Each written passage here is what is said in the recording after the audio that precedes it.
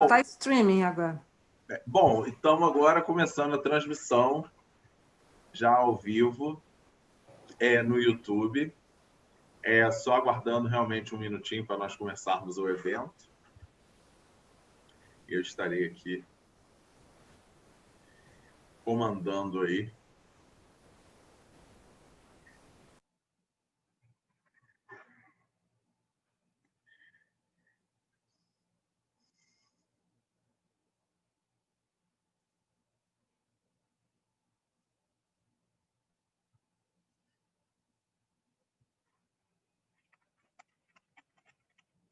Assim que derem as ordens, a gente começa.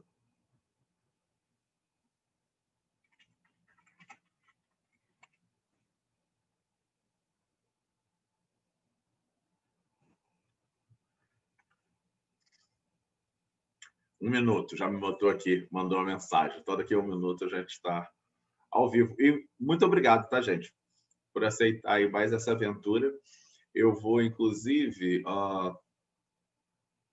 colocar no nosso... Mandei para vocês agora, via WhatsApp, o link do YouTube, se vocês quiserem pagar.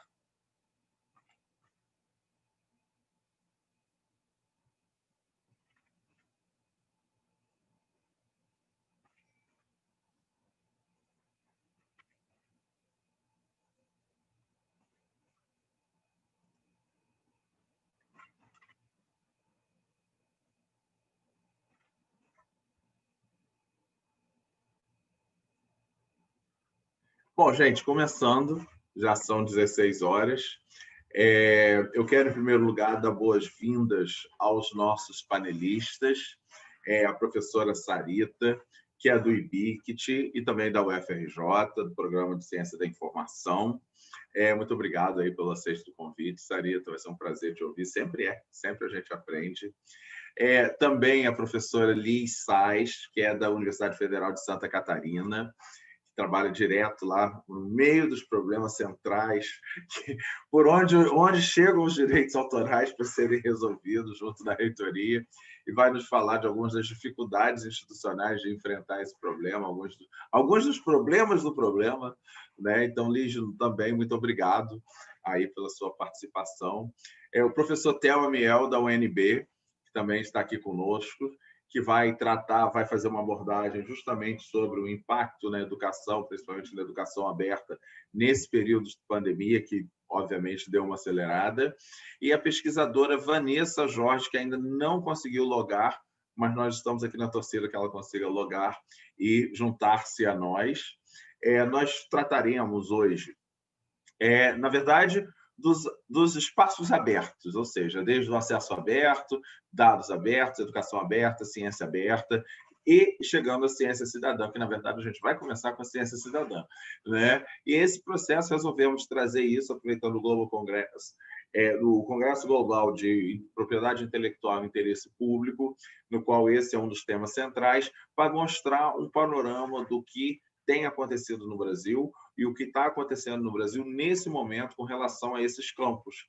E por isso mesmo nós reunimos pessoas de diferentes caminhos, mas que são extremamente complementares, né? Então, esse é o nosso objetivo, passar um pouco o cenário, uma fotografia desse cenário atual do Brasil, com relação a esses aspectos: educação, dados, ciência aberta e educação aberta e direitos autorais no plano institucional. Então, sem mais delongas, eu convido a professora Sarita, que vai iniciar essa apresentação de hoje. Professora Sarita, muito obrigado, boa tarde, bem-vinda. Com a palavra, toda sua. Muito obrigada, Alan. Eu te pedi para compartilhar a tela. Tá, sem dúvida, eu faço aqui agora para você poder... Bom, boa tarde, eu agradeço muito a oportunidade de estar aqui conversando com esses colegas e com todos mais que estão nos ouvindo. E realmente a gente está tratando de, eu pelo menos, quer dizer, o tema que eu propus é ciência aberta e cidadã, né, e situações de emergência socioambientais. e nós estamos tratando de dois temas, né, bastante complexos e candentes, né, porque a Covid ela chega no momento como uma emergência, mas ela vem de um processo de longo prazo, né, ela não vem do nada, ela vem de um conjunto de intervenções humanas que vem colocando a situação de crise ambiental planetária, ou socioambiental planetária, e a gente, então, diz que essas situações que a gente chama de emergências ou de desastres socioambientais, elas não são mais pontuais, elas são processos que se conectam no tempo, estão ligados a outros processos, principalmente nos tempos de globalização, e que a gente antevê outros processos linkados a esses momentos desse tipo de crise, né? Então, a Covid está ligada à situação de emergência climática, à perda da biodiversidade, ao estilo de desenvolvimento que a gente vem, que alguns vêm caracterizando como sendo do antropoceno. Então, o primeiro aspecto que eu acho que a gente tem que pontuar não é um momento único na história, não é um momento pontual, não é alguma coisa que veio do nada, passou e acabou, né? Ela vem desses processos e vem de um histórico de outras crises que, portanto, a gente aprende com elas. E aí, no campo da ciência aberta cidadã, a gente já vem aprendendo um pouco com outras crises no campo da saúde, né, como foi o caso recente no Brasil e no mundo, né, também foi uma emergência internacional, como o caso do Zika vírus, mas também tivemos o ebola, o HIV, enfim, uma série de outras problemas de saúde, né, pública internacional, que a gente sabe que estão estritamente ligados uns aos outros. A ciência aberta ela também já vem de um processo de longo prazo, em que o principal justamente ponto de antagonismo foi a possibilidade que se tinha já de uma maior circulação, de uma ampla circulação da informação, ainda não, só um minutinho, ela ficou de falar, de um cenário de contraposição, né, entre a possibilidade de maior circulação da informação, do conhecimento da cultura, de um lado, e o aprofundamento dos processos de privatização, monopólio, entrando naquilo que são os comuns do conhecimento, né? A propriedade intelectual ela avança sobre esses chamados intangíveis, sobre os quais não tinha avançado tanto quanto na passagem do século XX para o século XXI. Então, a ciência aberta ela vem como um movimento de contraposição, né, de enfrentamento, né, desse avanço sobre os comuns do conhecimento, e é por isso que a gente gosta de dizer que a ciência aberta ela é um movimento de movimentos, porque a gente gosta de pensar que é um processo, como a gente chama, constituinte. É algo que está em mudança, que está em evolução, que está abrindo fronteiras, que está em meio a embates, e, portanto, o próprio conceito de abertura ele está em questão. Próximo, por favor. Então, hoje, pode passar o próximo. Então, hoje, o que a gente vê é que a ciência aberta ela sai de simplesmente o movimento pelo acesso para ampliar o próprio conceito de abertura, né? Então, hoje tem um tema que perpassa, que é a ideia da justiça, que vem da justiça social para a justiça ambiental, para a justiça cognitiva, para a justiça de dados, mas isso tudo levando à ideia de que é preciso pensar numa abertura que leve a maior inclusão, maior equidade entre os diferentes atores cognitivos, que leve a uma maior pluralidade de pontos de vista, de bases epistêmicas, que leve também a possibilidade não só do acesso, mas de uma coprodução, de uma ideia de que é um diálogo polifônico, tem várias vozes, tem vários espaços de possibilidade de construção do conhecimento, e, portanto, a ideia do comum como o encontro na diferença. Eu deixei esse termo do consentimento informado porque ele é um termo que vai ser importante agora quando a gente for entrar em um outro aspecto, que é a ideia da ciência cidadã. Mas, antes de entrar na ciência cidadã, eu queria um pouco explorar essa ideia de que, justamente, a ciência aberta ela parte dessa ideia do acesso, vai para o campo dos dados, para o campo das infraestruturas, dos hardwares, dos softwares, até encontrar um conjunto de outras tradições que já vinham se desenvolvendo por fora desse movimento da ciência aberta, mas encontra com ela, que é justamente essa ideia dos diferentes tipos de conhecimento, então, de uma maior porosidade da ciência em relação a outros tipos de conhecimento. Então, temos a ciência, próximo, por favor. A ciência cidadã, ela vem... pode passar.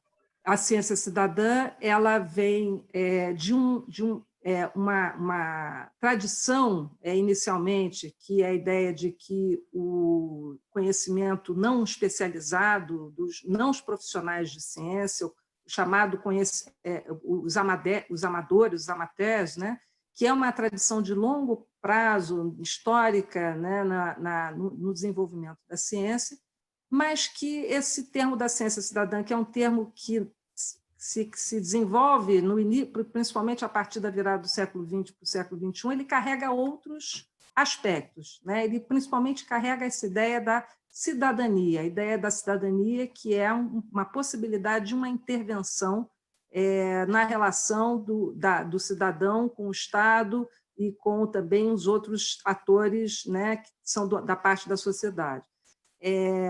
E ela é profundamente modificada pelos novos instrumentos, as novas ferramentas digitais que vão possibilitar com que essa circulação de informação de conhecimento e essa participação do cientista não profissional no fazer ciência, ela se dá sob novas formas. E isso traz novas possibilidades, mas também traz novos desafios, né? Que a gente vai falar já e quando a gente for entrar na questão da Covid. Então, a ciência cidadã, ela tem sido mobilizada por uma série de dimensões, frentes da ciência, uma forma de colaboração para o avanço do conhecimento científico, que vai desde a produção, registro, classificação de dados, né? Isso se dá muito nas frentes ambientais, no campo dos trabalhos da biodiversidade, mas cada vez também no enfrentamento disso que eu comecei apresentando, das chamadas situações de emergência, né? A gente vai voltar a isso já. Mas também outros tipos de ação, né? Então, desde um sensoriamento passivo ou ativo, mobilizando a chamada internet das coisas, ou internet de todas as coisas, né? Que é a possibilidade de o cidadão estar monitorando ruídos, monitorando a qualidade da água, do ar, né? Então, tem uma série de artefatos, dispositivos que hoje estão muito mais acessíveis, né, ao uso não especializado, como também vai encontrar uma outra tradição, que é dos grupos makers, dos grupos fazedores, dos fabricadores, da prototipagem, que também desenvolvendo as chamadas tecnologias abertas, as tecnologias sociais, que vem também de uma outra tradição, e tudo isso vai se conformando nisso que são esse movimento de movimentos. Né? Mas a ciência cidadã, ela não é só algo que é instrumental, ou seja, produzir dados para aquilo que já está colocado como um determinado projeto de pesquisa. Mas o que se espera hoje da ciência cidadã é uma ciência cidadã que se diz extrema, né? Uma extreme citizen science, aquilo que coloca comunidades em situação de vulnerabilidade em posição também de confrontação dos poderes, dos sistemas estabelecidos de conhecimento, né, e também de produção e de poder. Então, a ciência cidadã, ela cada vez mais tem sido uma ferramenta de empoderamento cidadão para influenciar as políticas públicas, para definir agendas de pesquisa e, portanto, ela tem tido um protagonismo e muito maior do que se inicialmente se pensava. Com isso, ela vai também encontrar outras tradições nos movimentos pelo conhecimento aberto, que são os movimentos pelo pensamento subalterno, pós-decolonial, pensamento feminista, enfim, uma série de outras tradições que vão, de algum modo, subverter esses sistemas epistêmicos dominantes. Né? Então, próximo, por favor. Próximo, por favor. Então, nós temos aí que a ciência cidadã ela vem contribuindo para aumentar a qualidade de pesquisa, mas ela tem cada vez mais sido um instrumento de monitoramento, intervenção, planejamento territorial, de engajamento público, de subsídio às políticas públicas, mas também, como eu disse, de visibilidade, consulta, protagonismo das chamadas comunidades afetados ou vulnerabilizados, e também formas de microempreendimentos e formas inovadoras de geração de trabalho e renda, e também de educação, popularização da ciência e da educação ambiental. Ela tem sido um instrumento importante em todas essas frentes, né? Então, ela tem sido usada como instrumento voltado para as agendas da sustentabilidade, para a ideia da inteligência coletiva, de dar maior conectividade, engajamento, empreendimento, e quando a gente pensa na questão das emergências, a gente vai falar também de resiliência, né? Então, quando a gente pensa próximo, por favor, nos desafios da Covid, o que a gente vê é que a ciência aberta tem sido mobilizada para uma série de intervenções que visam aumentar essa nossa circulação do conhecimento. Então, editoras comerciais que aumentam o acesso aberto, publicações rápidas, estruturas de compartilhamento de dados, etc., que, como eu disse, elas vêm num sentido de dar resposta a uma situação aparentemente emergencial e pontual, mas a grande crítica que se faz é que hoje a gente estaria lidando com essa emergência da Covid numa situação muito mais favorável se essa abertura que hoje está sendo feita especificamente para responder essa emergência já tivesse sido feita e continuada desde emergências anteriores, como eu citei o caso do ebola, do HIV, do Zika vírus e outras emergências que não são sanitárias, mas são emergências também de âmbito global e socioambiental. E, por outro lado, essa abertura não pode parar com essa emergência, né? Porque, como eu disse, é uma emergência que ela aponta para novas emergências, para novas situações de desastre. Então, isso é uma discussão, e principalmente na América Latina, onde a gente tem tido um avanço muito importante em relação a essa disputa pelo que seja o conceito de abertura. Ao mesmo tempo, a gente observa que tem uma iniciativa cidadã muito potente, muito viva, que tem se deslanchado a partir de cada uma dessas crises, que gerando um aprendizado social muito importante também para as crises que virão, né? Então, não estritamente pensando ciência cidadã com um sentido muito delimitado, né, muito finito, a gente tem visto vários tipos de iniciativas cidadãs que envolvem, por exemplo, produção de dados de forma compartilhada, né, no mundo e no Brasil. O Stop Corona, por exemplo, é brasileiro, o UB10 também, e envolvendo também muitas iniciativas de geovisualização, de mapeamento, como uma forma de facilitar, né, a apreensão dessa produção coletiva de dados. Próximo, por favor. Nós temos também muitas iniciativas de ciência cidadã voltadas para essa produção maker, né? Produção de aparatos de proteção, de abaixo custo para comunidades, para profissionais de saúde.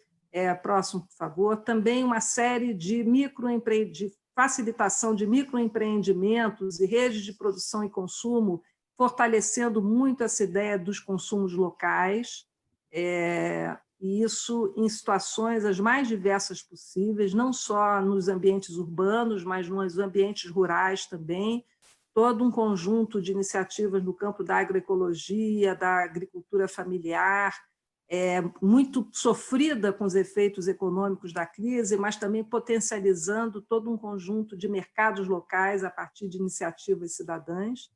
E, próximo, por favor, também uma série de outras iniciativas que são o que a gente chama de rede de solidariedade, de apoio, mas que são também, fundamentalmente, espaços que isso se dá a partir do compartilhamento de informação e de conhecimento entre aqueles que precisam de algum tipo de apoio e aqueles que podem e querem, desejam fornecer algum tipo de apoio.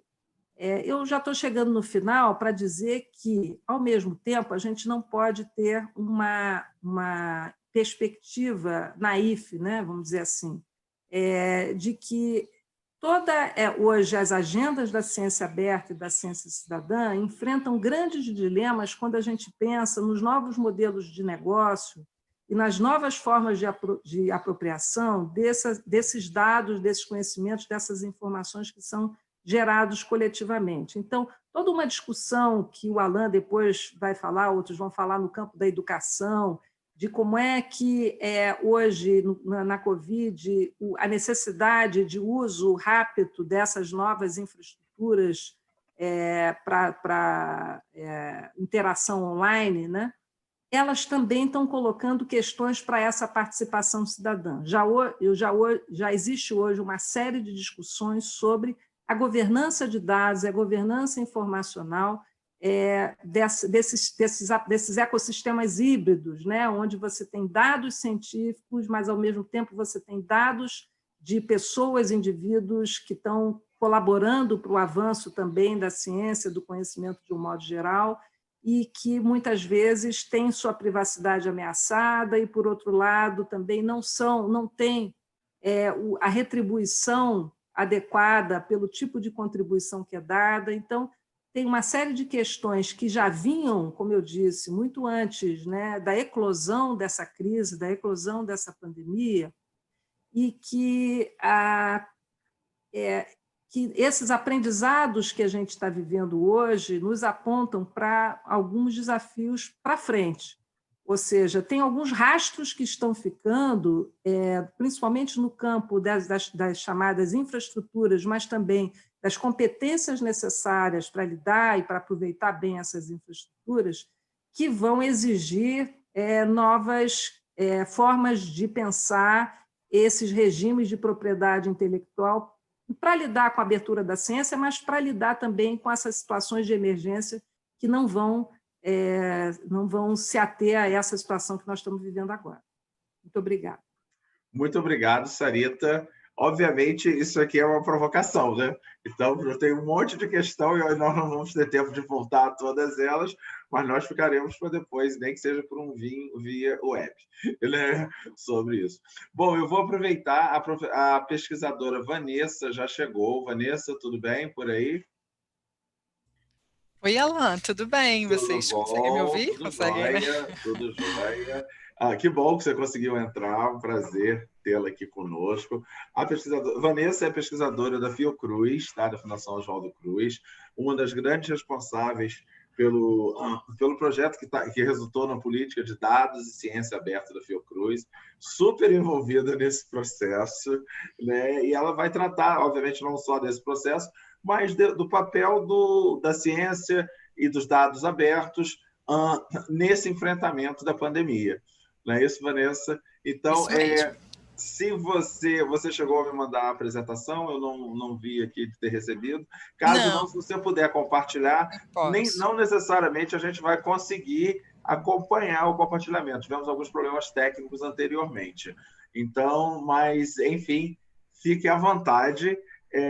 Você está com a palavra agora. Se for necessário, você me manda que eu baixo aqui e faço a apresentação. Mas, olha, com você a palavra. Vou só lembrar, nós temos só 15 minutinhos, porque nos cortam mesmo ao final. Tá bom? Né? Tá bom? Pode ficar bem-vinda e com você. O palco é todo seu. Olha, primeiro eu queria começar agradecendo, eu vou tentar compartilhar aqui falando, já tentando compartilhar, tá? Eu queria agradecer muitíssimo o convite, né, do professor Alain. Vocês conseguem ver a apresentação? Sim, estou conseguindo. Tá bom.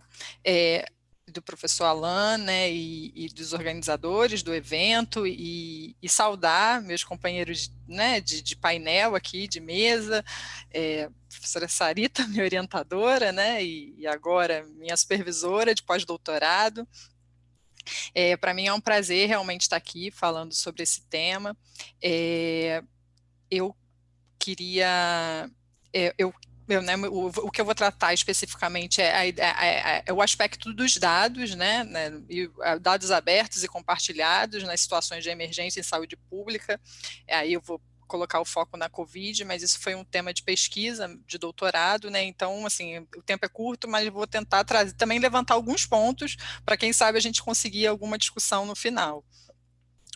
Como a Sarita já fez um panorama, né, e muito amplo, e falando um pouco também das questões morais e filosóficas até da ciência aberta.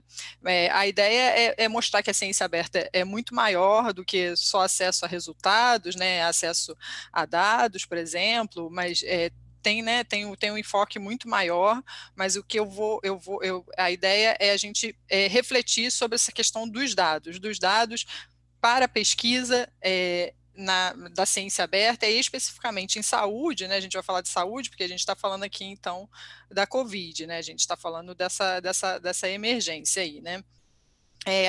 Normalmente, a gente encontra na literatura, né, dados de pesquisa.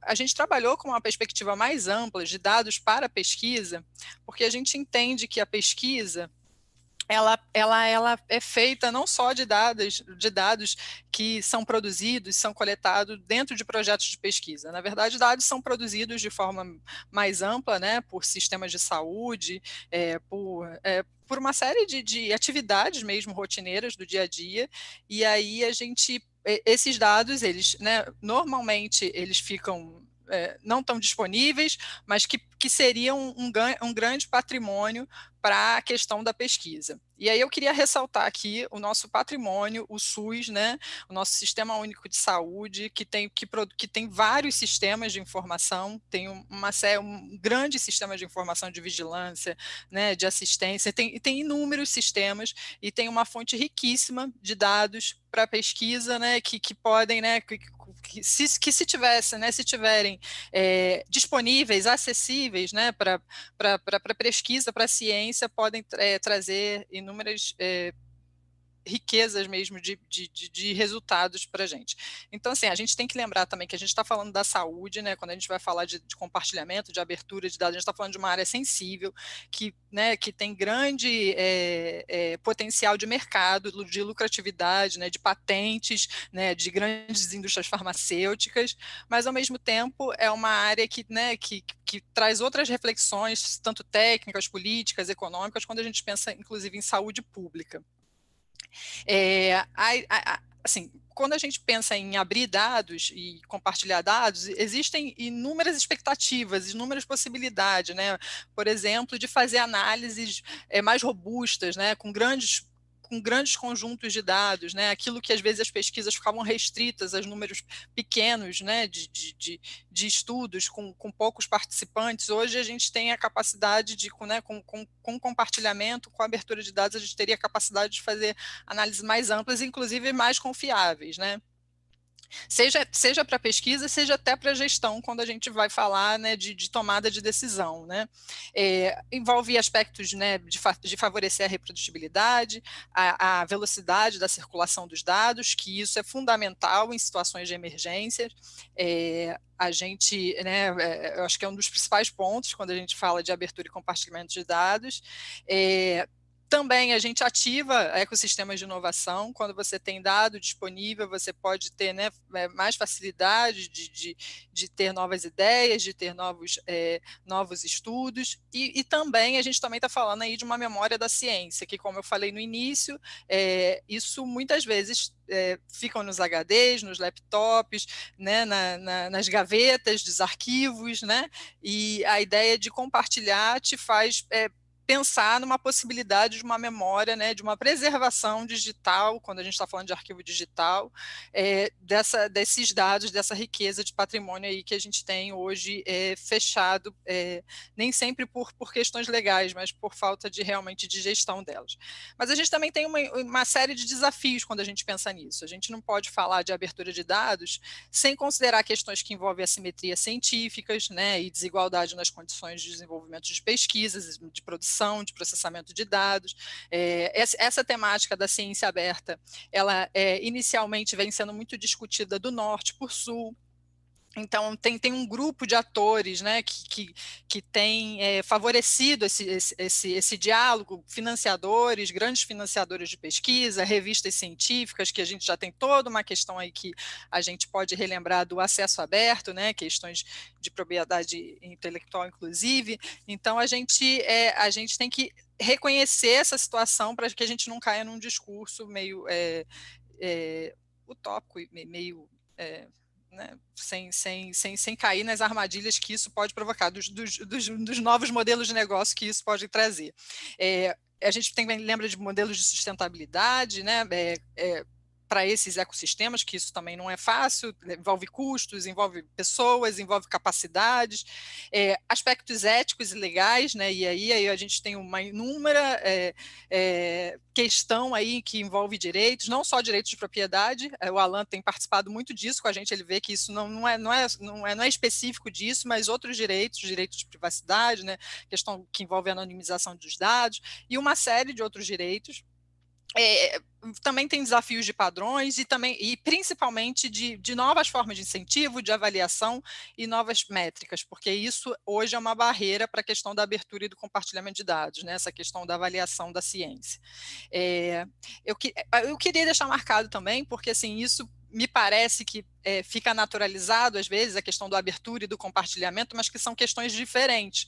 A abertura tem todo, né, tem toda uma característica, né, tem toda uma conceituação aí para dados abertos, que são dados completos, primários, acessíveis, processáveis por máquina, com propriedades e licenças livres, enquanto o compartilhamento nem sempre é assim. Ele está dentro de um enquadramento processual estabelecido por instituições de pesquisas, muitas vezes em colaborações, em grandes grupos, né, em convênios, em cooperações, então nem sempre dados compartilhados são dados em acesso aberto, isso também é importante se falar, porque o que a gente tem visto muito são os discursos do compartilhamento do dado, mas que nem sempre o dado fica disponível, a reciprocidade não é uma questão nesses casos, e aí o professor Alan também pode falar um pouco, depois vai falar um pouco mais disso. Aí lembrando da situação de emergência, porque quando a gente vai também falar de compartilhamento e abertura de dados, né, em surtos, epidemias, é diferente de situações de emergência em saúde pública, né? Tem uma condição diferente aí quando a gente fala de emergência em saúde pública, porque existe um regulamento sanitário internacional, né, que foi publicado em 2005 e passou a valer, começou a ser implementado em 2007, que existe todo aí um sistema de emergência com previsão de fluxo de informações estabelecidos, né, com declarante, com ato declaratório, com instrumentos para isso. Então, assim, tanto no nível internacional quanto no nível nacional, que a gente também tem uma legislação para isso. Então, existe um sistema, né, que te faz trabalhar numa condição diferente, que aí vai mexer com o tempo, vai mexer com o processo. Então, é diferente da gente falar de surtos, epidemias que não foram declaradas emergência. Nesse caso da Covid, foi declarada emergência em saúde pública e uma pandemia também, mas assim, a emergência em saúde pública que coloca isso numa condição especial de argumentos, e por isso que muita gente hoje fala que né, essa emergência trouxe um novo normal, uma nova perspectiva para a questão da ciência aberta. Resta saber se ela vai continuar depois, né? Muita gente aposta que sim, mas assim, quando a gente vai olhar para trás, para as outras emergências de saúde pública, a gente vê que existem picos, né? Picos de grandes compartilhamentos, picos de abertura, mas isso não se mantém depois disso. Vamos ver o que acontecerá daqui para frente, né? Então, por que a ciência aberta é importante nessas situações, né? Tanto para a transparência da declaração, inclusive, que existem muitas críticas ao OMS por causa dessa questão, às vezes, de demora na declaração. Então, a ciência aberta ela é importante tanto no aspecto da declaração em si, quanto do enfrentamento dessas emergências.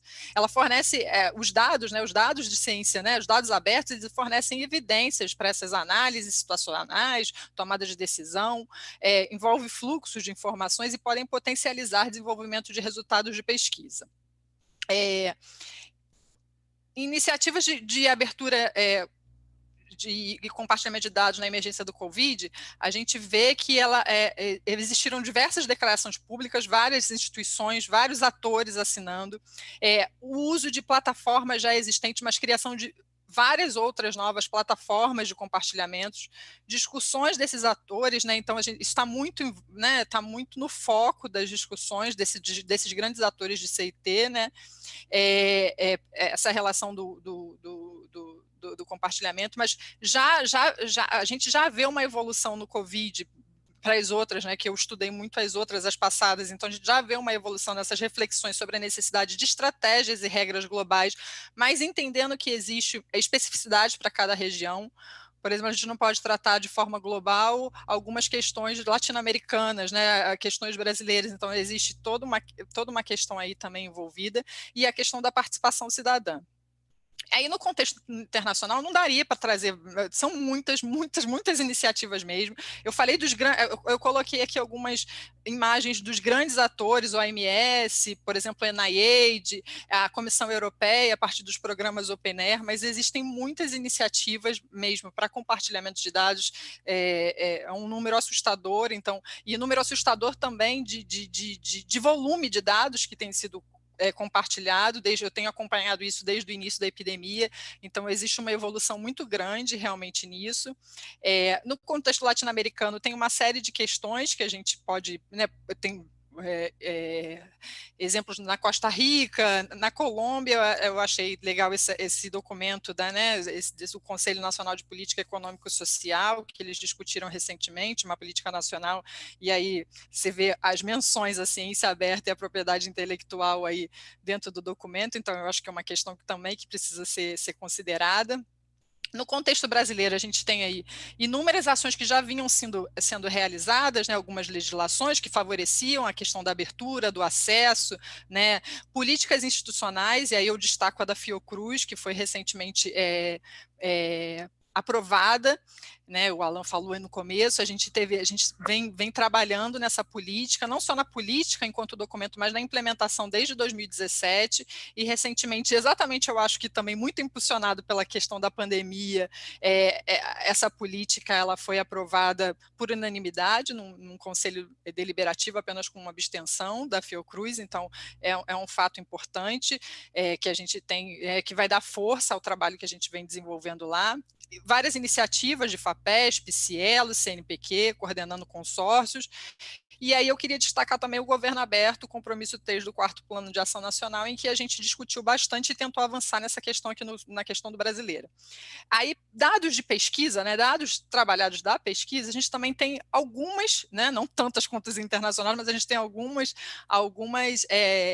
iniciativas, alguns exemplos, assim, um exemplo bem claro da Covid Data Sharing da FAPESP com a USP, né, com Einstein, Sírio-Libanês, Fleury, onde eles compartilham dados de pacientes, de exames, né, dados demográficos e também clínicos, exames clínicos, então tem essa iniciativa. Aí também tem um sistema da Fiocruz, o Infogrip, que vocês devem ver o tempo inteiro nos noticiários, falando desse sistema, onde que vai falando da evolução da epidemia, eles também deixam os dados abertos, mas eu queria destacar um pouquinho, fazendo essa conversa até com a fala da Sarita, também dessas iniciativas que cidadãos também foram lá, se organizaram, sociedade civil organizada, e trouxeram também soluções de dados, de visualização de dados, né, quando faltou. Teve um momento que a gente não tinha mais acesso, quando a gente não tinha mais números. Na verdade, eu não sei se hoje ainda a gente tem esses números, mas a gente vê a sociedade civil se mobilizando para transformar isso, para trazer dados e colocar isso de forma aberta para a sociedade em colaboração. E aí, só para finalizar, a minha última questão, assim, é a ideia de que ciência aberta que queremos para a área da saúde, né? Essa é uma questão importante. A Sarita colocou também no início várias dessas questões que envolvem apropriações, novas questões, mas o que a proposta da ciência aberta vem a fazer é tentar diminuir essas barreiras, esses entraves, né?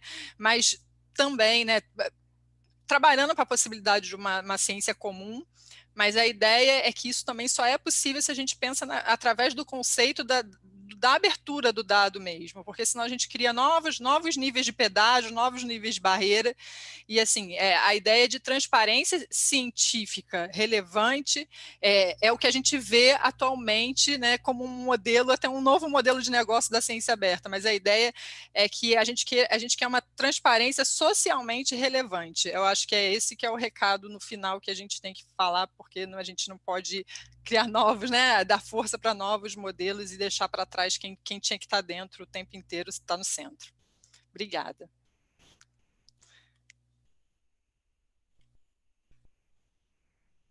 Acho que você está sem som, Alan.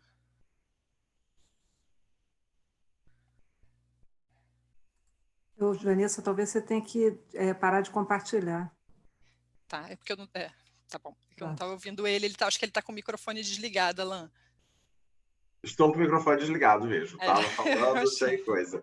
Bom, muito obrigado, e claro que isso traz outras questões, justamente a questão da apropriação dos dados, que eu vejo como a nova fronteira dos sistemas de apropriação. Que tipo de titularidade vai dar, por que tipo de proteção, né? Então, aproveitando já esse ensejo, eu vou aproveitar agora e vou chamar a professora Liz Sais. Liz, você está aí? Olá, de novo, boa tarde. Boa tarde, novamente. Você quer compartilhar a sua tela você mesmo ou você quer que eu compartilhe? Eu estou aqui com ela, eu posso compartilhar. Eu acho que tu pode compartilhar. Tá bom, eu vou compartilhar. Então, olha, bem-vinda, então. Professora Liz, como eu disse, é professora da Universidade Federal de Santa Catarina. Ela é do direito, ela trabalha com propriedade intelectual. Eu vi que eles falaram aí de ambiental. Não fique tentada a falar de ambiental, que é da onde ela vem, entendeu? Vamos focar aqui nos direitos autorais, que é onde ela está e queremos que ela continue, entendeu? Bom, Liz, muito obrigado, bem-vinda. Eu vou tirar o meu vídeo e vou compartilhar a tela aqui para você poder... Só me falar, passa que eu vou em frente, pedir para você ficar aí 15 minutinhos para a gente poder... ok, não, tranquilo. Tá bom? Tá bom. Muito obrigada, boa tarde. Eu queria agradecer o convite do professor Alan, né, e do grupo de pesquisa dele do NUREP para estar participando dessa mesa no Global Congress. Cumprimentar a professora Sarita, a professora Vanessa, o professor Theo. E, enfim, dizer que realmente, né, eu estava ouvindo as exposições anteriores e pensando que elas suscitam uma série de questões, e eu vou, efetivamente, como o professor Alan me pediu, me ater aqui ao tema que eu me propus a falar hoje, que é direito autoral e ensino remoto, desafios institucionais para velhos, novos problemas. Tá? Então, o foco realmente é um pouquinho mais no direito autoral, não no objetivo de, digamos assim, fazer uma explicação sobre a maneira como esse direito autoral ele incide no ensino remoto, mas sobre algumas questões e algumas dificuldades que a gente tem enfrentado.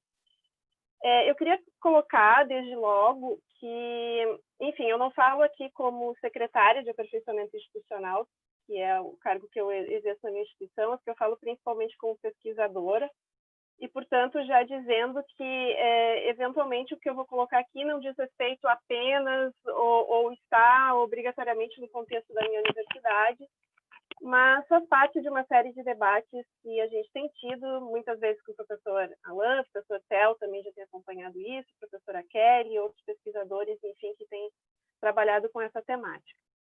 Então, já pedindo para o Alan passar para o primeiro slide, eu separei alguns tópicos para discutir aqui com vocês, mais no intuito de introduzir essas questões institucionais mesmo, e vocês vão ver que muitas dessas questões elas vão acabar se repetindo.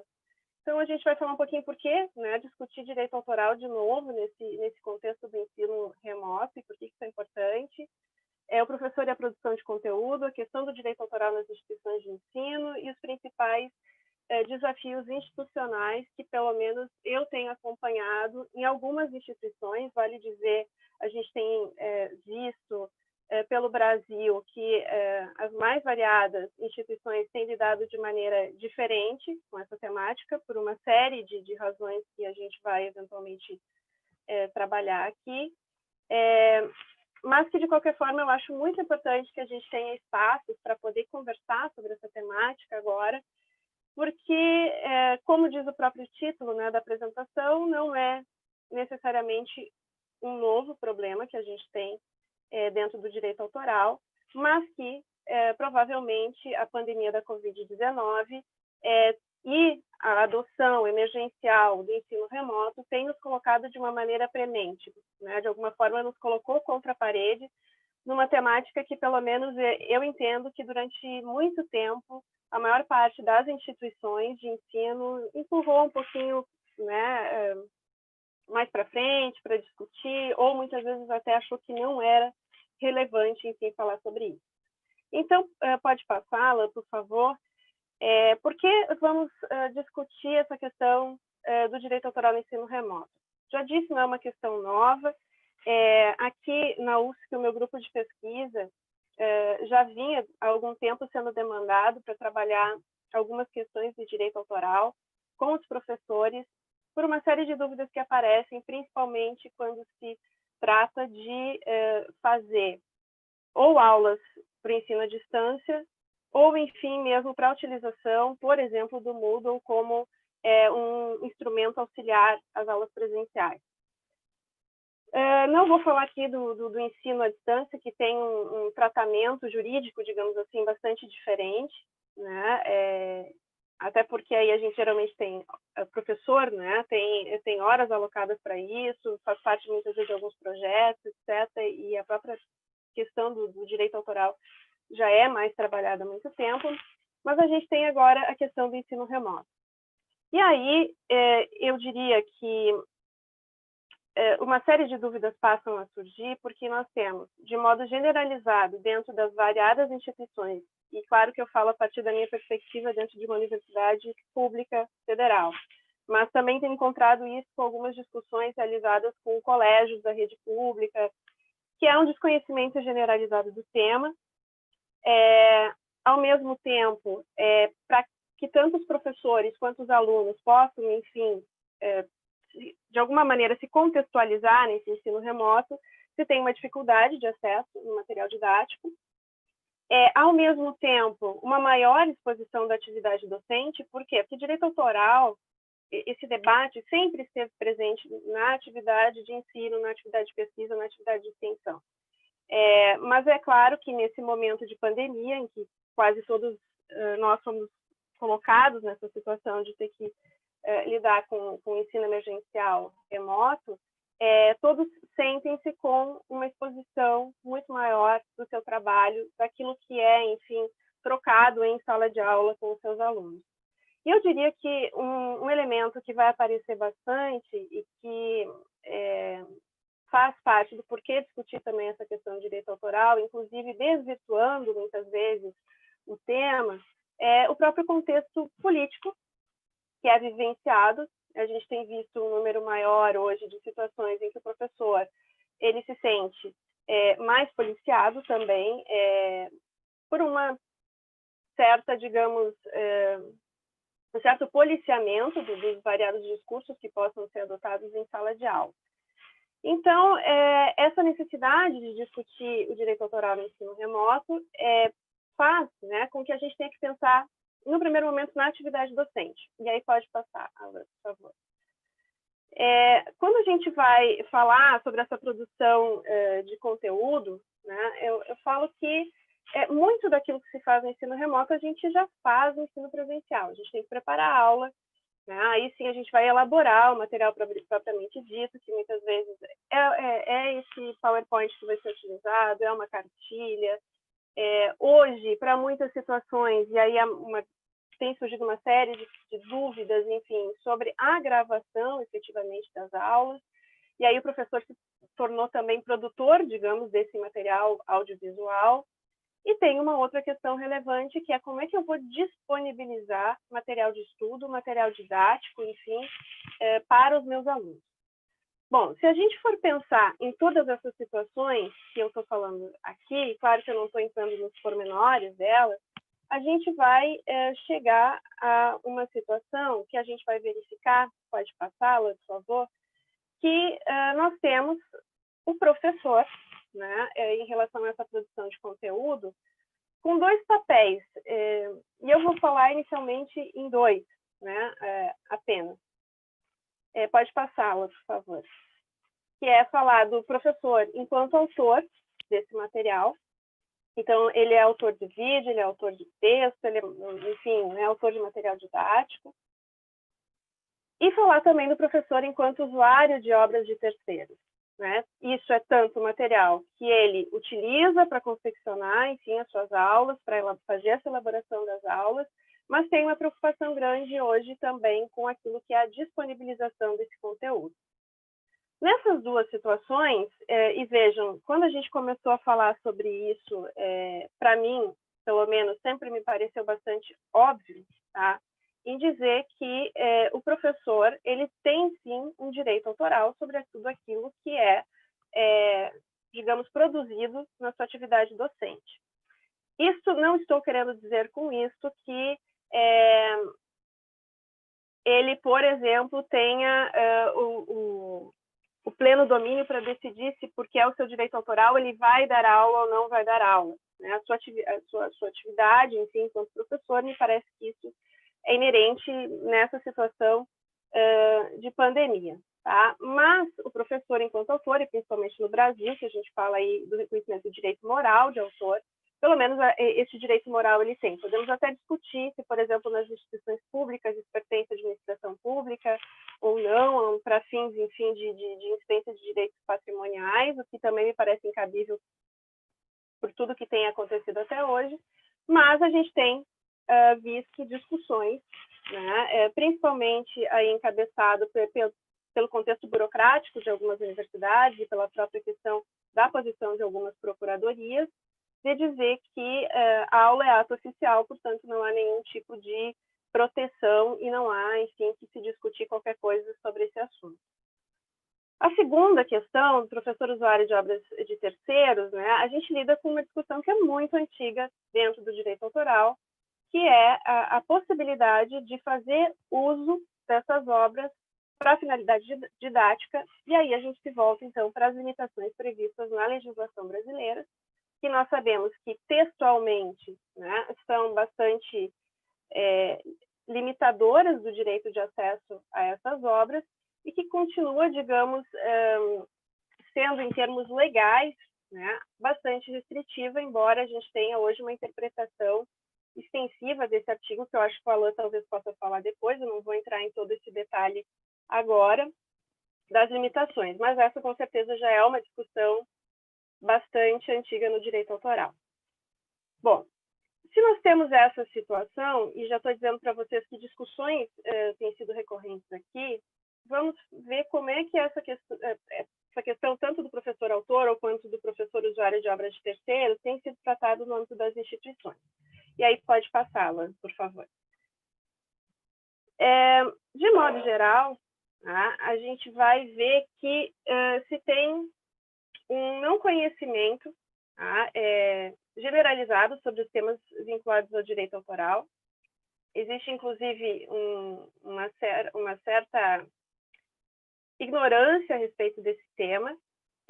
Nós vamos ver que as universidades, por exemplo, trabalharam durante muito tempo sobre a questão da inovação e das patentes.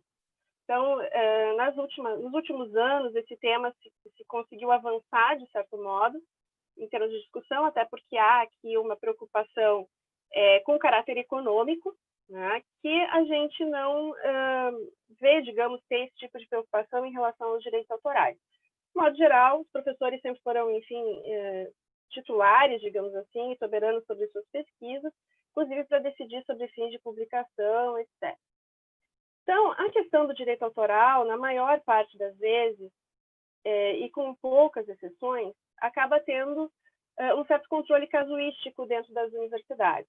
Né? Então, geralmente é quando eu efetivamente tenho problemas, ou eu tenho projetos específicos para discutir, ou eu tenho denúncias efetivamente para averiguar, ou, na maior parte dos casos, né, quando eu tenho situações de plágio dentro do contexto do ensino ou da universidade, enfim, é que efetivamente a gente vai ver algum tipo de atuação e discussão sobre direitos autorais. Então, isso já nos diz que, também de maneira generalizada, existe uma ausência de gestão sobre essa temática dentro das universidades. Essa ausência de gestão, ela significa, inclusive, muitas vezes não se ter preocupação no tratamento desses direitos autorais a partir de uma perspectiva institucional, por exemplo, né? E há aqui, como eu já falei antes, essa questão das limitações ao direito de autor, e que ela fica patente agora, porque, por exemplo, na nossa instituição, a resolução que aprovou a retomada das atividades de forma não presencial, ela fala que os professores deveriam obrigatoriamente disponibilizar aos alunos nos seus planos de ensino obras que estivessem disponíveis no nosso acervo digital da biblioteca. E aí a grande questão é que se deparou com uma certa ausência em muitas áreas de se contar efetivamente com acervos digitais para que se pudesse fazer uso nesse momento agora de maneira emergencial. Então, isso demonstra também, né, que toda essa situação da pandemia ela é realizada, a gente é levado para o âmbito de ensino remoto, inclusive sem se ter discutido eventualmente de que maneira, enfim, se teria acesso ao material didático, etc. E o que nos coloca numa situação bastante difícil, principalmente quando se fala, por exemplo, né, preferencialmente tem que ser aquilo que está disponível no acervo digital. Então, isso traz, para quem conhece a temática dos direitos autorais, uma série de questões que envolvem essas limitações do direito de autor e o que eu posso e o que eu não posso fazer. Quando eu colocava antes para vocês, por exemplo, de quando o professor é usuário de obras de terceiros, ele não usa isso só para fazer essas citações ou para fazer uma contação de histórias, etc. Mas ele também, muitas vezes, ele quer disponibilizar material de consulta para o seu aluno, né? E aí, eu acho que, eventualmente, essa disponibilização desse conteúdo, principalmente, eu quero disponibilizar um livro, eu quero disponibilizar um manual, uma cartilha, é que, eventualmente, a gente tem encontrado óbices naquilo que diz respeito à sua integralidade, tá? Bom, então, falando sobre tudo isso, né, ou seja, que a gente já parte de um certo não conhecimento, que as soluções, elas geralmente são casuísticas, né? Que nós temos uma certa ausência de gestão desse tema e que as limitações de direito de autor, é claro, elas ficam evidentes agora, embora, lembrando de novo, né, a gente tem hoje uma interpretação mais extensiva que nos permite fazer alguns usos. Nós vamos ver que as instituições, elas têm uma série de desafios, e eu acho que é importante falar sobre esse tema, porque talvez esse momento pudesse ser aproveitado para que a gente pudesse tentar levar o tema de direitos autorais e também de ciência aberta para a discussão no âmbito das instituições. Então, passando para o último slide, por favor, Ana, eu coloquei aqui alguns dos principais desafios que a gente tem verificado. Eu acho que a gente pode falar inicialmente, como eu já comentei antes, é uma falta de conhecimento e de sensibilidade quanto ao tema. E essa falta de conhecimento, ela se dá tanto por parte, muitas vezes, da gestão, quanto se dá também por parte dos docentes, de um modo geral, e se dá, inclusive, por aqueles que deveriam fazer a interpretação da norma jurídica, muitas vezes, nesse contexto. Tá? Então, acho que já tem esse primeiro óbice, muitas vezes, para a gente trabalhar com essa temática. Às vezes não é fácil tentar convencer a alta administração, por exemplo, de que é necessário ter um cuidado com essa questão dos direitos autorais. Isso nos leva, então, a uma ausência, na maior parte das vezes, de políticas institucionais que falem sobre os direitos autorais. Vejam que se a gente adotar a interpretação que tem sido dada, eventualmente, principalmente pelas procuradorias, tá, de que não há aqui reconhecimento de direitos autorais desse trabalho do professor, que tudo isso pertence à administração, etc., e que os direitos patrimoniais são da administração, tudo bem. Posso até entender isso por um viés do direito administrativo, no entanto, a questão eu tenho uma insegurança para o professor, porque o professor ele não sabe o que vai ser feito a partir desse seu material. E, portanto, tenho recebido N questionamentos, muitas vezes, de professores que estão disponibilizando seus acervos de fotografia, seus acervos de projetos para dar aula, etc., e tem dúvidas. se esse material eventualmente depois vai ser utilizado, não vai. E essa ausência de uma política institucional, ela acaba trazendo uma série, digamos, de instabilidades dentro do sistema organizacional, que seria, digamos, muito mais tranquilo a partir do momento em que se optasse por efetivamente tomar algumas posições no que diz respeito, enfim, ao tratamento dos direitos autorais, e se eu vou ter algum tipo de política de ciência aberta ou não, que, enfim, aí a gente já entra para um outro campo, mas que hoje também precisa ser discutido no âmbito das instituições. Um outro desafio que eu gostaria aqui de salientar, e eu comentei antes já, que a gente, de modo geral, vai aí ter um contexto político hoje talvez difícil para algumas demandas, mas a gente tem tido também uma apropriação e uma politização dessa problemática. E isso eu acho que vem muito em desfavor da discussão sobre os direitos autorais e sobre qualquer temática assim, hoje no contexto acadêmico, porque a gente tem aqui o tratamento de situações que dependem um pouco daquilo que é a interpretação da legislação, mas também daquilo que é a posição que determinadas instituições se sentem capacitadas, enfim, a adotar no que diz respeito a um tratamento dos direitos autorais.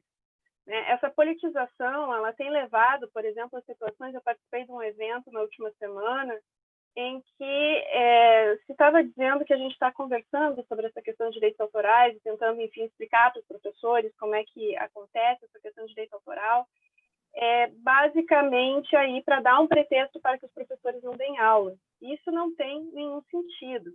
O que a gente está tentando fazer é conscientizar sobre a importância dessa questão e, enfim, trazer que o ensino remoto nos traz velhos problemas e nos traz alguns novos problemas também. Por exemplo, a própria questão da gravação das aulas. Se, eventualmente, há aqui um desvirtuamento Liz, só para terminar, dá um minutinho para a gente conseguir fechar. Então, eu acho que a gente precisa, efetivamente, refletir sobre isso. Um último ponto, então, é o contexto de insegurança jurídica. Como eu falei para vocês, a gente tem sido levado para uma série de interpretações por parte das próprias procuradorias, que tem variado muito de instituição para instituição, e que tem trazido essa instabilidade dentro, digamos assim, daquilo que, mesmo digamos, dentro de uma única instituição, essas interpretações divergentes têm trazido não só a instabilidade, mas como uma própria animosidade em relação ao tratamento desse tema. Não vou entrar aqui em todos os detalhes que a gente poderia entrar sobre quais são esses vários pontos de insegurança jurídica, mas é importante saber que eles existem. Então, finalizando, eu queria, enfim, agradecer mais uma vez ao professor Alain, deixa aí os e-mails de contato para que a gente possa eventualmente debater mais e, enfim, vamos debater posteriormente. Obrigada. Liz, muitíssimo obrigado, tá, pela apresentação. Você trouxe novos problemas, quer dizer, não novos, mas botou o nome em vários dos problemas que a gente tem enfrentado desde o início do nosso, na verdade, desde o início da pandemia. A gente tem conversado muito sobre isso. Não conseguimos superar todos, mas conseguimos superar alguns, E agora vem novos e tal. E eu tenho certeza que não há falta de problemas, e por não haver falta de problemas, o professor Theo vai trazer mais uma nova camada de problemas. Você veja o que nós trouxemos até agora para todos do Global Congresso que estamos assistindo, e tem muita gente de outros países. Nós trouxemos justamente mais problemas. Então, não vai dar tempo de nós resolvermos nenhum deles, mas o Theo, quero te convidar, então, para você assumir aí o palco e poder fazer aí a sua apresentação. É contigo. Nós temos exatamente 17 minutos para encerrar. Então, é contigo. Eu sei que vai trazer um monte de perguntas. Depois nós vamos ter um monte de e-mail de gente perguntando, mas já estou convidando todos vocês, Sarita, Vanessa, Lísio, para a gente fazer uma outra, será semana que vem, daqui a 15 dias, para retomar a partir disso aqui, porque isso não vai acabar tão simples assim. Theo, muito obrigado novamente, e está contigo aí o Paulo. Valeu. Obrigado, Alain, obrigado pelo convite, é um prazer compartilhar o espaço com as colegas. Eu vou tentar fazer uma fala um pouco menor do que os 17 minutos, até para dar um tempinho para o Alain fazer um olhar mais sistêmico do que a gente está discutindo, e ter um tempo de fala também. E eu não tenho slides, mas queria depois compartilhar um pouquinho a tela, só para mostrar algumas poucas coisas. Eu acho que na questão da educação, para não entrar muito no tema que ele já abordou super bem, entende muito melhor do que eu, nós tivemos um problema, uma questão relacionada à propriedade intelectual, e particularmente aos direitos autorais. Isso ficou, acho que, visível para todos quando a gente começou a discutir as questões de Covid nas universidades e nas escolas.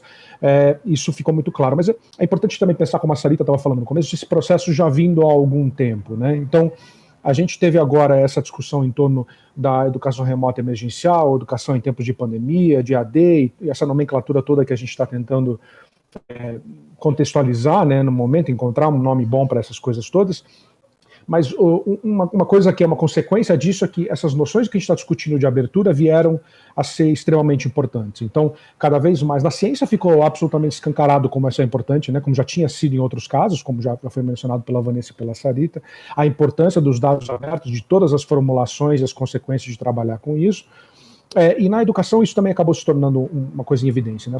O termo educação aberta não é tão conhecido quanto ciência aberta e dados abertos, né, que são trabalhados já há algum tempo, principalmente o acesso aberto à ciência aberta, mas os princípios relacionados à educação aberta vieram à tona agora de uma maneira muito forte, né?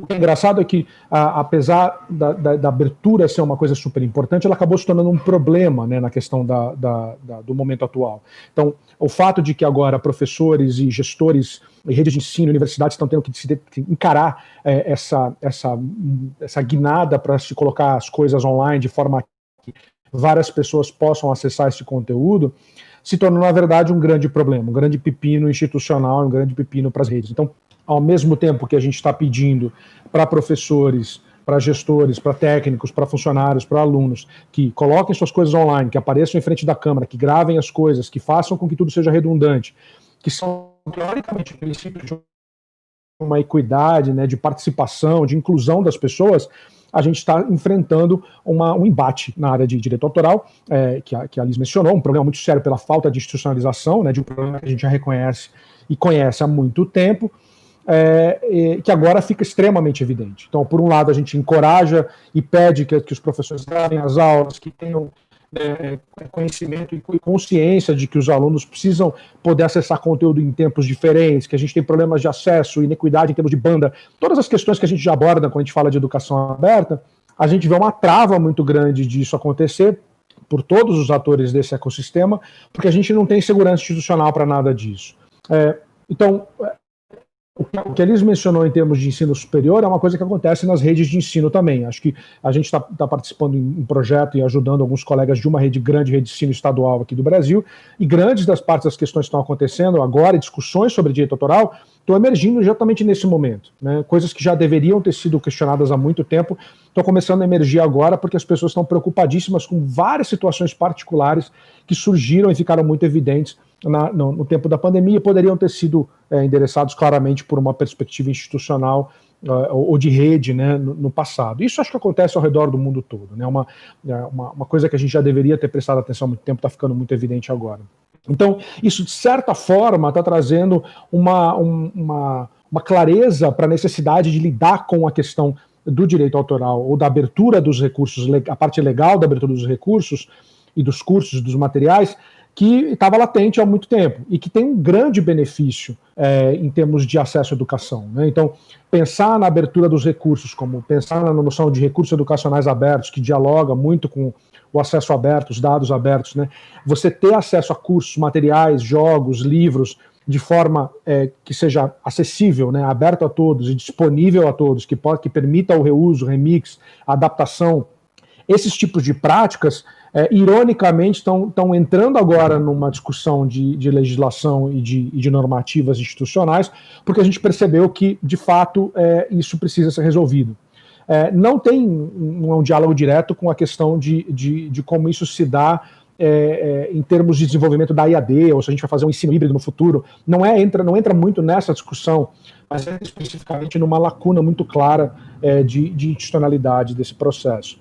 Mas um outro lado que eu gostaria de focar também, para os minutos que me restam aqui, é um pouco dessa noção do aberto como sendo algo neutro, né, o positivo, sempre positivo falar do aberto. E para a gente que trabalha no aberto com alguma consciência do assunto, ou tem um investimento nisso, realmente o aberto para a gente é super importante, mas a gente está percebendo como, nesse momento de pandemia, principalmente na noção de educação aberta, o que constitui o aberto está tomando contornos muito específicos. Então, um dos grandes problemas que a gente tem nesse momento da discussão do aberto é justamente onde está se dando esse aberto, né?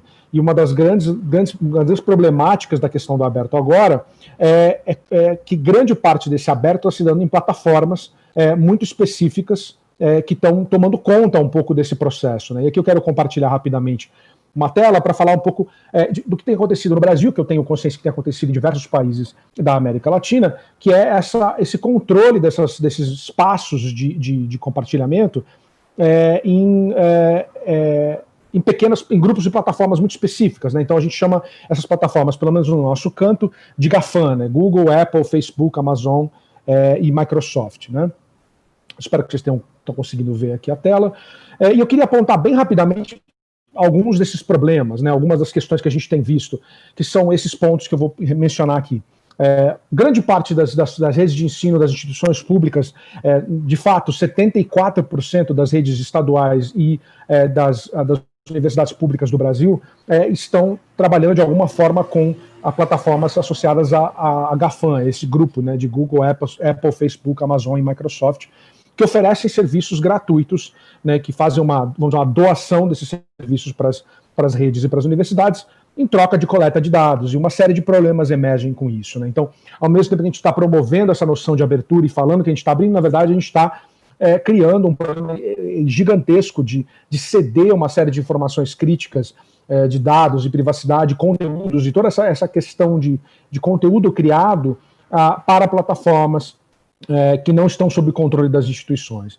Então, o primeiro problema, claro, é que a gente tem uma massiva coleta e análise de dados e metadados de alunos, de menores, de professores, que ficam sendo alimentados para essas plataformas para que elas possam melhorar as suas funcionalidades, em alguns casos ser usados para efeitos de propaganda, mesmo que não em escala individual. Isso é um grande problema que a gente já tem acompanhado através de diversos filmes que o público em geral já tomou consciência desse problema, né?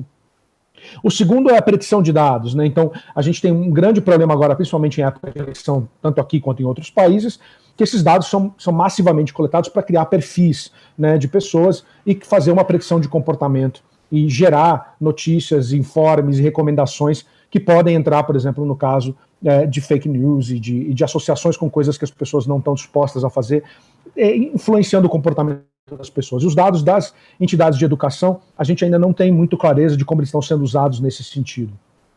O terceiro é uma fidelização muito clara, né? Os usuários começam a usar isso de tenridade, e isso é publicamente falado pelas plataformas, né? De que eles querem fazer a doação desses serviços para que os usuários fiquem acostumados a usar isso para o resto da sua vida, né? Isso interfere muito, aí, discutindo o que a gente está discutindo em termos de institucionais, com a autonomia tecnológica. As instituições e as redes de ensino perdem controle desses espaços. Isso tem acontecido com muita clareza nas últimas semanas, quando o Google agora, dia 1º de outubro, resolveu mudar sua política, seus termos de uso, e adequar os seus termos de uso e retirar diversas funcionalidades críticas do sistema relacionadas à produção de conteúdo, gravação de aulas e tudo mais. Muitas universidades e redes de ensino tiveram que correr atrás de pagar pelo serviço premium para poder manter esse serviço. Então, veja que a gente abandona um serviço institucional, adere ao serviço gratuito, que se transforma, por vez, no serviço institucional, cooptando todos esses dados, né, todas essas informações e toda essa abertura que a gente tinha em princípio. A gente tem alternativas livres que a gente precisa explorar e não estão sendo exploradas nesse ambiente.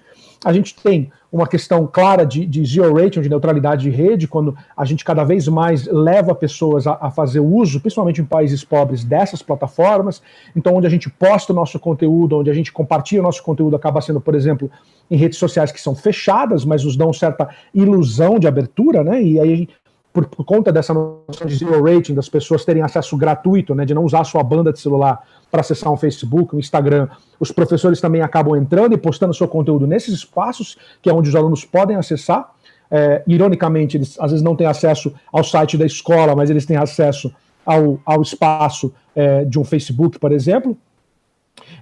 E acaba tendo uma concentração gigantesca de poder, né? Então, muito do que a gente vai discutir em termos de propriedade intelectual, seja de produção acadêmica, de ciência, de recursos educacionais, tudo isso vai acabar se tornando um espaço de propriedade de outros ambientes, né? Então, é uma grande preocupação para a gente agora é pensar em como essas coisas vão se dar no futuro, como a gente vai contornar esse ambiente de produção e compartilhamento, se ele vai ser efetivamente aberto ou se vai ser cooptado por esses mecanismos e as consequências disso ainda estão por vir, né? Bom, Theo, muito obrigado. Nós temos aí alguns minutos. Acabou ou não? Você interrompeu sua transmissão, de repente. Você ficou mudo? Não, terminei para dar um tempinho para ti também. Não. Eu queria até te convidar, a Liz, a Vanessa e a Sarita, se vocês estiverem por aí, porque é realmente só o encerramento mesmo, né? Para estarmos todos aqui. Cadê a Liz? Gente, o que eu posso fazer é agradecer muito a vocês a participação. Trouxeram várias perguntas, trouxeram uma questão muitíssimo importante, que eu acho que é disso agora, vai ser o novo desafio, o quão aberto. Até esse momento a gente sempre propôs a questão da abertura e agora a gente fica com uma outra questão, o que mostra a evolução desse problema e dessa questão, até do entendimento dela. É o quão aberto, o que aberto para quê, quem, onde, em que condições e em que circunstâncias, né? O que mostra que justamente essa dinâmica entre o que pode ser apropriado por quem, em que condições, e a sua relação com o aberto, com a abertura e a acessibilidade, ela é não só dinâmica, mas ela é muito, muito complexa, porque ela tem várias camadas. Ela não tem só essa camada inicial, que é o que a gente via há 20 anos atrás, quando iniciamos o movimento até de acesso aberto às publicações científicas. Quão inocente soa, né, na verdade, o acesso aberto a publicações científicas 20 anos depois. Então, o que a gente vê nessa trajetória de 20 anos, pelo menos é como eu tenho visto, é que, na verdade, não é um novo ciclo. São vários ciclos que vão se sobrepondo com novas camadas de complexidade. Eu tenho trabalhado nos últimos anos, eu tenho focado muito nessa questão da apropriação dos dados. Não só dados pessoais, dados em geral, nem todos os dados são pessoais, tem um grande volume de dados que não são dados pessoais, mas são dados sobre dados, são metadados de vários níveis que integram-se, interagem e criam novos sistemas, e quais são os sistemas de apropriação que serão aplicados sobre essas novas configurações. Como que nós vamos compatibilizar, qual vai ser o novo grau de compatibilização entre o acesso e a proteção e em que nível. E aí nós vamos trabalhar muito, creio eu, que um dos desafios que a gente vai ter agora, que é o da reciprocidade. Não só o GAFAM, como trouxe o Theo, mas como fica a questão dos dados abertos sendo disponíveis e sendo apropriados por sistemas mais fortes e essa possibilidade de concentração. Em que medida essa abertura, na verdade, não vai levar a uma reapropriação e uma redominação do próprio sistema por pequenos grupos que têm uma capacidade maior de processamento, de financiamento e de novos reusos desses dados, informações e etc. na promoção de novos conhecimentos. Então, na verdade, me parece que a gente deu um panorama do que aconteceu até agora e já estamos indicando os novos problemas, assim, os novos desafios. Espero que tenham vários mestrandos, doutorandos ou alunos novos querendo pesquisa, porque o que não vai faltar é material para mestrados, doutorados, pós-doutorados e pesquisas de alguns anos. Então, quem achou que a discussão sobre a abertura desde o material científico até a educação estava já concluída e encerrada, não. Agora nos deparamos a um outro nível de complexidade e eu só posso agradecer a participação de vocês, que nos ajudou a trazer luzes para esses novos problemas, ou seja, a caverna vai ser mais profunda, a transição vai ser mais longa, mais difícil, mas também mais prazerosa. Afinal de contas, não está faltando o que descobrir e o que discutir, não é verdade? Então, gente, muitíssimo obrigado. 30 segundinhos para cada um, porque vamos nos cortar do YouTube. Começa com a Sarita e vamos circundando na ordem. Sarita. Bom, obrigadíssimo, Alain, e foi ótimo. Já conheci o Theo, mas ainda não tinha ouvido. Luiz, não conhecia. Vanessa, conheço há muito tempo. Alain também, mas eu espero que a gente continue essa conversa, porque eu acho que tem muita frente aí de reflexão e de ação, né? Completamente. Vanessa?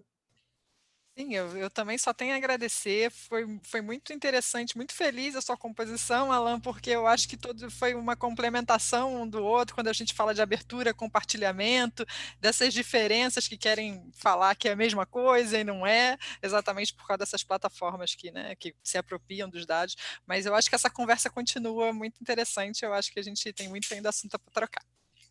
Liz? Bom, eu queria agradecer o convite para estar nessa mesa, né, e agradecer, enfim, a todos os colegas, é um prazer, é sempre um aprendizado, né, e que a gente consiga continuar esse debate, né, eu acho que se teve uma coisa, digamos, positiva em todo esse contexto que a gente está vivendo esse ano, acho que nunca fiquei tanto tempo conversando com tantos outros pesquisadores de tantos outros lugares, né, e isso é muito, muito rico, muito legal. Obrigada. Obrigado a você. Theo? Eu também agradeço a Alain, sempre juntando gente boa e gente extremamente inteligente e competente. Então, é um prazer ouvir vocês, é um prazer conversar e, com certeza, nos veremos novamente. Teremos muito a seguir. Agradeço a organização do Congresso, agradeço aí a vocês, muitíssimo obrigado. Agradeço ao Global Congress. Ano que vem, se pudermos, esse Global Congress vai ser fisicamente na Colômbia, e aí nós já podemos planejar a continuidade da nossa conversa física lá, o que certamente vai tornar ainda o debate e o pós-debate ainda mais prazeroso ainda, tá, gente? Muitíssimo obrigado, uma boa tarde, boa noite a quem estiver nos assistindo, e até a próxima. Boa noite. Tchau. Tchau, tchau.